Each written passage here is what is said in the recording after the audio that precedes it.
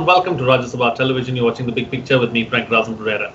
The foreign ministers of BRICS countries emphasized last week that any challenges to international peace and security and violent conflict in various parts of the world should be resolved through political and diplomatic engagement. The meeting of the five emerging powers, Brazil, Russia, India, China and South Africa, was held through video conference. With Russia as the BRICS chair, Russian Foreign Minister Sergei Lavrov led the participants, which included Indian External Affairs Minister Jaishankar and Chinese State Councillor and Foreign Minister Wang Yi. In this edition of The Big Picture, we will analyze the BRICS diplomacy. Joining me on the program today are Manjeev Singh Puri, former ambassador, Pramit Chaudhuri, Foreign Affairs Editor of the Hindustan Times, and Pant, Head Strategic Studies Observer Research Foundation. Thank you to all my guests for joining me on this edition of The Big Picture. Ambassador, I'd like to begin the program with you. Let's understand the key takeaways really from the BRICS foreign ministers meet. Thank you, Frank. Frank, I'm actually happy that this meeting has happened. This was a standalone meeting of the foreign ministers.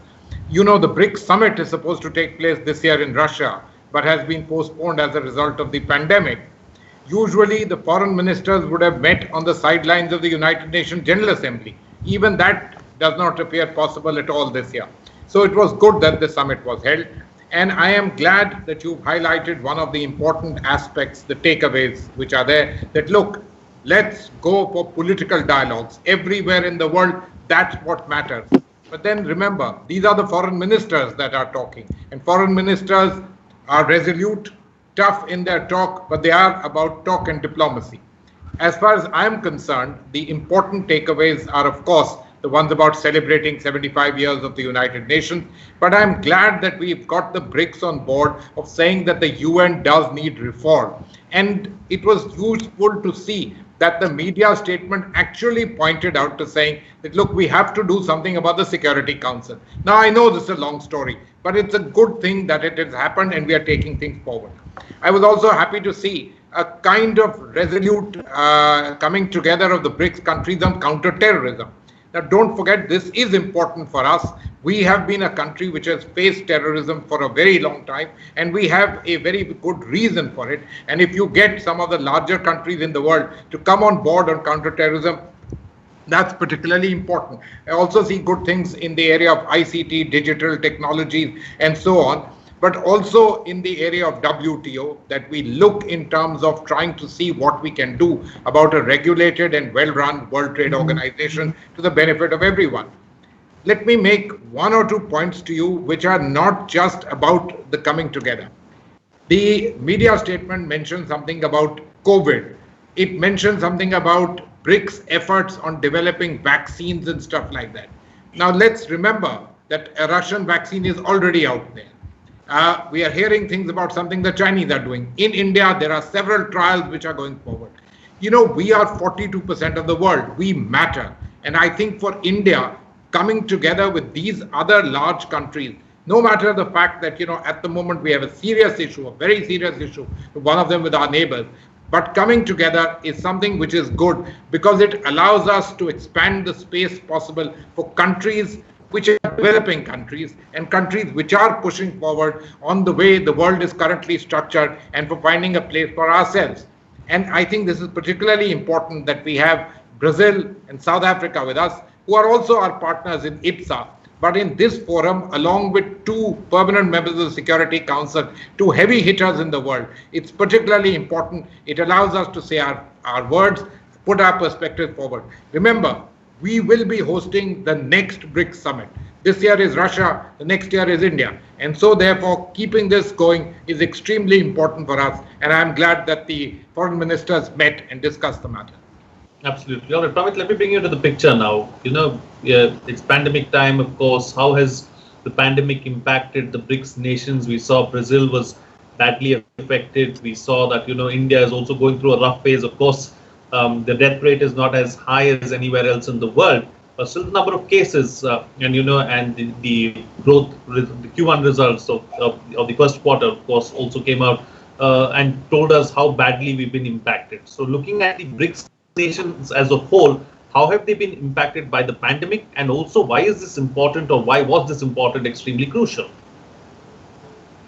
Well, on COVID, as Ambassador Puri's mentioned, there is three of us, three of the BRICS members, do have pharmaceutical and vaccine capacity. We will see how good the vaccines are. But fundamentally, India has been being very careful to spread its bets, if you wish.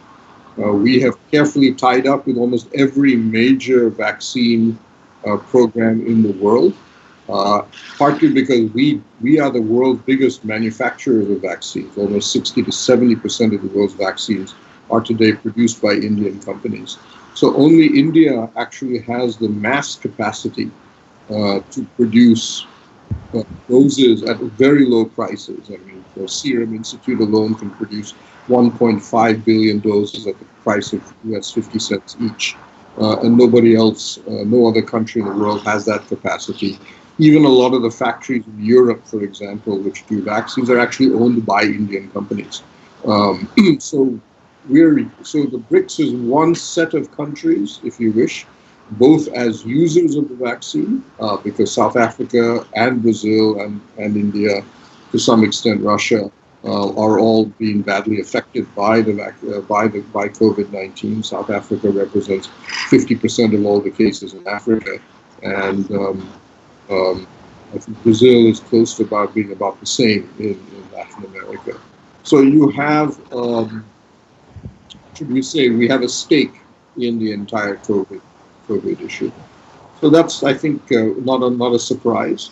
Economically, however, BRICS is less capable of contributing, partly because we are not that integrated as a economic bloc. All of us trade very massively with China, but we don't trade all that much with each other. So India, Brazil, India, South Africa, Russia has virtually no trade whatsoever.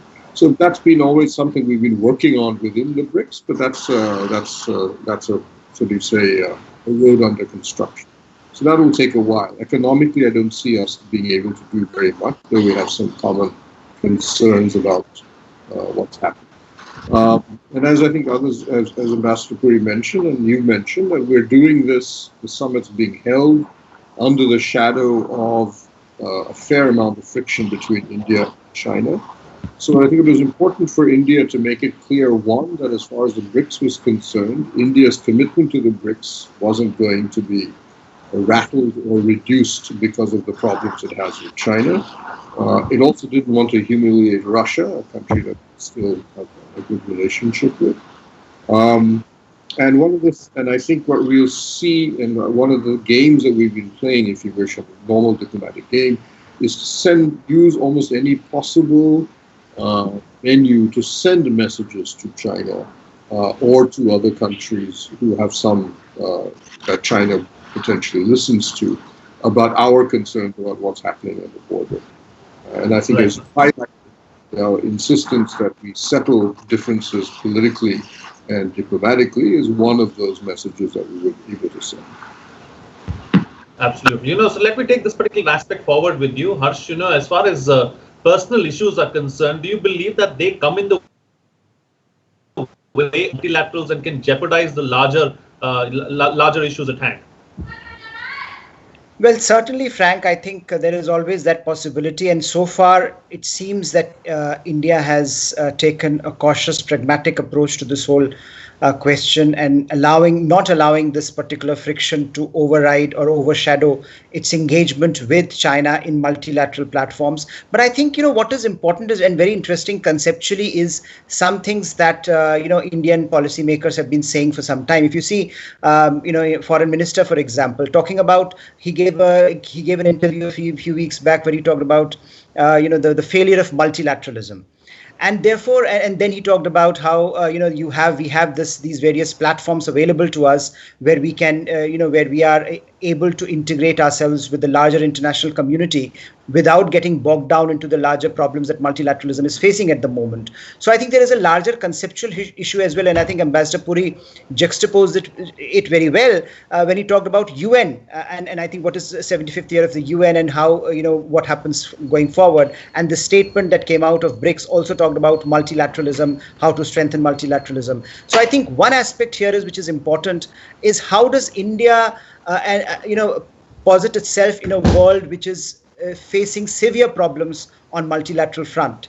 And therefore, can India work with other countries, with a country like China, for example, with whom we have multiple problems. But the idea that multilateral reforms are important and multilateral reforms can only proceed if countries like China are on board. So I think this message, if it comes out from BRICS, again, it may not have any practical significance going down the road when the multilateral reforms or UN reforms start to be implemented. But I think it's an important signal that India remains committed to the larger multilateral process and its reforms, and it is willing to work with countries, even countries like China, with whom we are facing multiple problems on multiple fronts. So I think that juxtaposition of larger UN reforms, larger multilateral reforms versus the space that India can possibly acquire for itself by working with these smaller groups, with these smaller countries, whether it's G20, whether it's BRICS, whether it is SCO. I think that perhaps is a step forward in that direction, because fragmented multilateralism is going to be the order of the day going forward, unless UN Security Council undergoes significant reforms. And if that is not happening, then India can carve out that particular space by working with these groupings despite the problems. And I think that is something that India is even with all the problems, is not willing to give up at this point. And the message that India is also giving out, whether it's BRICS, whether it's from the SCO platform, to China, conveying to China that, look, if you can have China coming out with a statement that all conflicts need to be resolved, through negotiations, I think that is also a message to the Chinese themselves, that we need to be prepared for a long haul and diplomatically try to resolve this problem, as India has continuously maintained. So in a sense, India is reiterating its diplomatic positions in these fora, whereas China is having to juggle two different responses. Bilaterally, it is saying something else to India, whereas multilaterally, whereas in these platforms, when it sits down with several other countries, it is having to, I don't know whether by force or by design, going forward and sort of, making India's case or putting its stamp on India's response. So I think it seems more or less diplomatically well handled. Of course, going forward, given as Ambassador Puri pointed out, next year we are hosting it. It is also important to have some continuity there in terms of India's engagement with BRICS, with the larger BRICS platform. And I think in that direction, the statement clearly lays out multiple agenda points. Absolutely. Talking about this aspect of continuity, Ambassador, a few years ago, a lot was being spoken about BRICS. There was a lot of excitement. There was a lot of momentum. That seems to have died down or mellowed down a bit of late. So at a time like this, how relevant do you think an organization like the BRICS is in the present scenario? Frank, I am a convinced believer that the countries that constitute the BRICS are countries that are going to be important in the coming years too. Their coming together makes them a sort of tour de force in terms of global multipolarity. Now, if you just look at the history of the BRICS, it came about as a result of a Goldman Sachs study on BRIC, and then we added South Africa because politically that was essential to do. Now, these countries are not the only big players in the world. But remember, the G20, which perhaps symbolizes multipolarity in the best possible manner, is essentially the G7 and the BRICS countries, with some other large countries being brought in there. Therefore, the importance of these countries will continue to remain. And it's important for us to also have dialogue partners whose situations are not markedly different from us, especially on the economic front. As I mentioned, 3 countries, South Africa, Brazil, and India, are among the strong democracies. We are the largest democracy, but they are also large democracies in their own area. You have China there, which is a very big hitter in the world, one way or the other, the second largest economy in the world. And the Russians, let's not underestimate their resoluteness and the power that they still have, the military power. Therefore, to have this kind of grouping, for us to be able to sit down and discuss, is important in terms of the weight that we bring for our ideas and for these ideas in terms of the globe and the global fora. And I remember I just overheard Professor Pant as well as Pramit mention this particular point. This multipolarity, as it merges with multilateralism, that's the crux of the way the UN system has worked. And it's a system that has generally delivered, although we must remember that it doesn't deliver when the big players themselves are involved. And therefore, you have multipolarity, G20 and those kind of organizations which are there to try and take things forward. So I see relevance for these organizations. I see relevance for this particular thing, but we need to play this particular thing in a manner that we are advantaged, that we are also able to get our ideas through, and not just that you accept the ideas of the others and take this forward. I think we are well positioned to do that. Okay, all right. We have to focus on our strengths and ensure that our voice is heard is what the ambassador is suggesting. Pramit, let's talk about multilateral reforms now. This is something that both the professor and the ambassador spoke about in their opening remarks. As far as multilateral reforms are concerned, how serious are these nations really in trying to bring about these multiple reforms? And will the other nations, within their continents and within other groupings allow them to carry out these multilateral reforms? Well, if you're talking about the biggest one, which is UN Security Council reform, right now we're at an impasse. But, this is a process that will obviously be extraordinarily difficult. And there's a sort of stop-start cycle to this. So we had a few years ago, suddenly a draft text was able to get past the General Assembly. And then it stalled again. And right now we're in that period of stall, and there will be a period when nothing much will happen before the next round hopefully will happen. Right now it's not good, partly because of a number of reasons which are unrelated to the United Nations. For example, one of the original reasons for UN Security Council reform was that Europe was overrepresented. So you had effectively France and Britain for both on the UN Security Council reform, and there was talk that maybe a single European seat would be possible. But now Britain has left the European Union, so obviously Britain is no longer prepared to surrender its seat to a larger European position. Russia now is not so eager to see a dilution of its own position because it has economically declined, if you wish, over the past decade. And China has steadfastly said that Japan, one of the members of the G4 group that India is part of, would be allowed into the Security Council over its dead body because of their long historical problems with each other. So those issues are there. Even Brazil has problems because half of Latin America opposes it, including Mexico, the second most powerful Latin American country. And as you mentioned, the biggest regional problem remains Africa, because while South Africa is there, Nigeria, Kenya, Senegal, so many other African countries have opposed them. There's been no unity among the Africans about what would be an African chair. But as I said, it's a stop-start thing. The fact that there's even a draft text that has now been accepted by the General Assembly, it was a major step forward.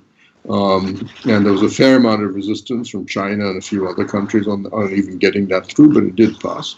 So we'll see. The next cycle will be a little while in coming, largely because I think there's a fair amount of, should we say, uncertainty in the international system right now, whether it's American isolationism, Chinese assertiveness, and of course, a steady bit of chaos in Europe as well. So we'll see where that goes.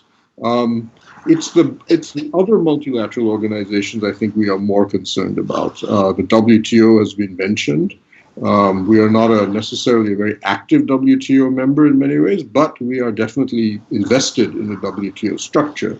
And the possibility that will be sidelined in the next decade or even right in the next 5 years is something that is obviously a concern. And as has been mentioned, all of the BRICS members are on one page on supporting the WTO's continued existence. But there are a lot of other multilateral rules and bodies which are now under threat or under state of decay. And that's something India needs to be looking at, even as a group of new multilateral organizations are coming up. And I think those built around climate change, for example, are particularly important. We have already helped create one of those organizations. And now we're looking at producing possibly 2 more. Therefore, those are a set of organizations that are coming up. And then there's a bunch of geopolitical ones in the Indo-Pacific, the revived Quad, They've just announced an India, Australia, Japan supply chain resilience organization. There's a whole set of new ones coming up, and then there's another bunch coming up in technology, in which 5G, for example, is one of the battlegrounds. So multilateralism is alive and well, but it's shifting radically, and that's one of the reasons we have to try to be, if you wish, at the table of as many of them as possible, because we're never completely certain which ones will become extremely important 5 years from now. Absolutely. So Professor, as far it's like has already been mentioned in the program, India is going to host the BRICS summit in 2021. So what do we do, in the lead up to the summit, and how do we keep the momentum going?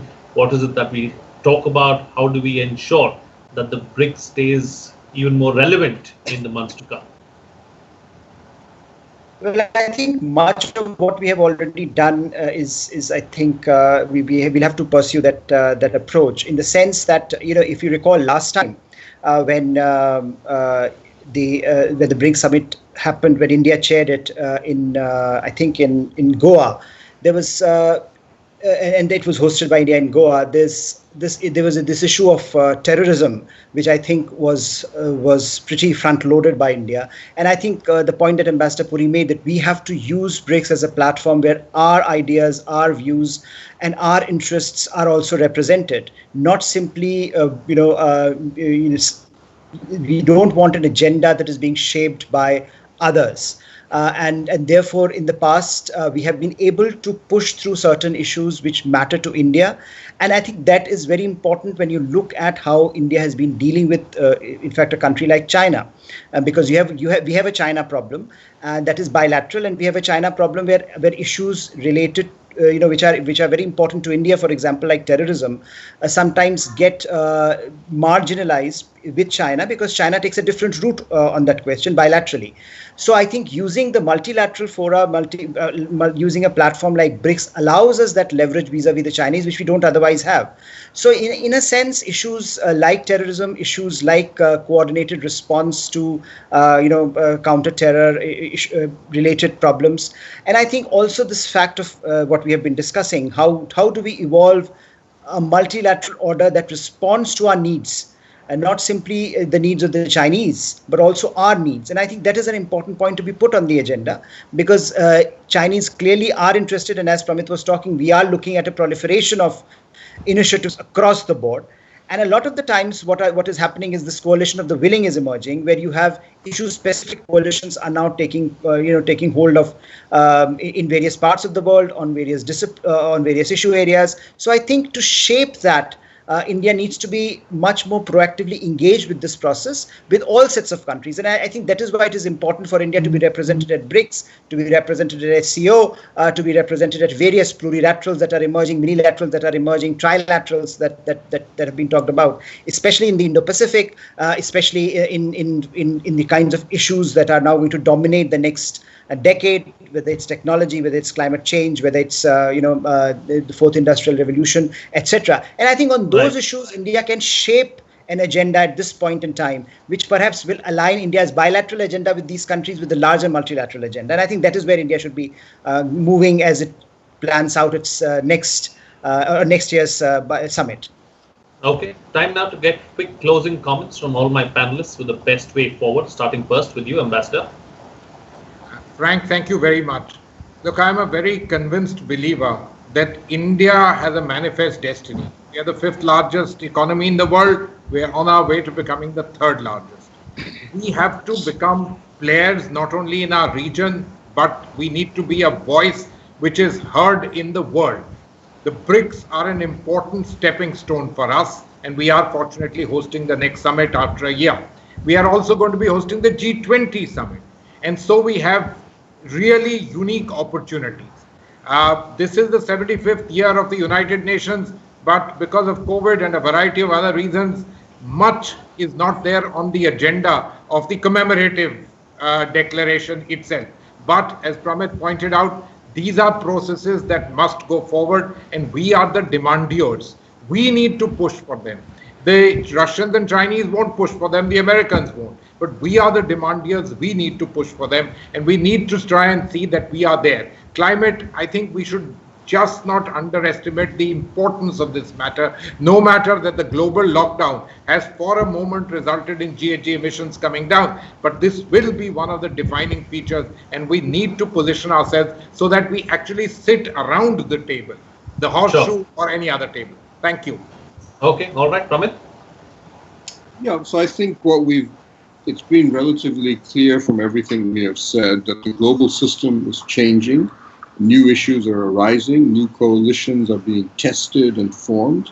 And it's important, not only that India be a member of as many of these coalitions as possible, to be able to set rules or be part of the debate internally. It also requires that we domestically have to be very clear about what and define what our interests are so that we can align our multilateral policies and these debates with what we need at home. And I think what we're seeing to some degree on climate, on supply chains, and possibly in the future, maybe things like nuclear non-proliferation and so on, will be all things that we need to become much more active in, as well as keeping a hold of the various other organizations, such as legacy ones, such as BRICS, and so on and so forth, SARC and so on. So these are organizations, some of them are not in great shape, some of them are half dead, but some of them may come back to life later on. But we have to make sure we have a finger in each and every pie. Okay. Harshvi Pant, close the show for us with a quick concluding remark. Well, I would just say that, the world was changing even before COVID struck us. So now, and COVID has simply accentuated a number of these trends. And one of the most important trends here is that the multilateral order as we had known it seems to be at an inflection point. And I think the new coalitions, the new agenda points, the new ways of managing some of these broader problems around the world that are emerging is both an opportunity, is both and also a challenge. And I think that the challenge is that how do you juggle so many balls in the air, at the same time. But the opportunity is that I think India is in particular is in a position to shape the global agenda at a time when I think there is a leadership vacuum around the world. And most countries are looking inwards, and we cannot allow one particular country to dominate the discourse. India needs to have a voice there. India needs to have a very prominent voice there, not only for its own interest, but also as a responsible member of the international community to shape the larger discourse on what the global order might emerge post-COVID. Okay. All right. On that note, then I'll call it a wrap on this edition of The Big Picture. Thank you to all my guests for joining me on the program and putting things into perspective for us. That's it from me. See you again next time.